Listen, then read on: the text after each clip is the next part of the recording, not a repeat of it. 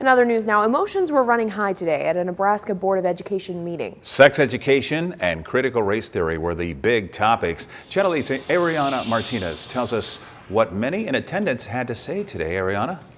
Yes, Rod, that's right.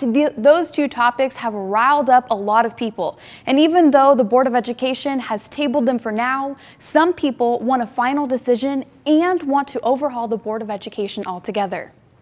You all need to resign. And state senators, it's time to do your job. Impeach this whole board. There's been enough time to speak. This is serious. We don't want a generation of Ghislaine Maxwell's and Jeffrey Epstein's. You are grooming these children to molest other children and an increase in sex trafficking and human trafficking. Not on our watch. Thank you, Amber. It's done. A petition to remove the current Board of Education and replace it, giving decision power to the governor's office and the unicameral, was brought up more than once. Today we are still waiting. We are still waiting and watching this state school board. There is still a crisis of confidence.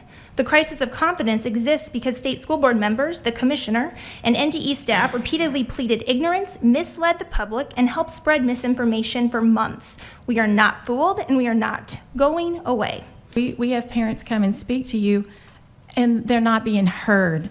And what I want those parents to know is that we do have this initiative to replace the Nebraska Department of Education, the school board, that would be you, and also the school commissioner, and replace it with a smaller Office of Education.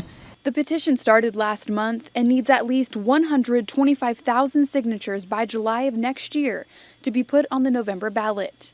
At today's meeting at the Graduate Hotel in Lincoln, not one person came to the podium to speak in favor of the board or the controversial topics.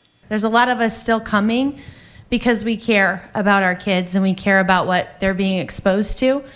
And I know that when the meetings, when we had lots of people for public comment, that there were people on the other side pushing the health standards. And I'm noticing that they're not still coming. Nebraskans have been providing public comment on these topics for months. Some speakers have already shared their opinions, and for some, they are sharing for the first time. Many are still emotional. I love teaching, and it breaks my heart to see what is happening in our schools.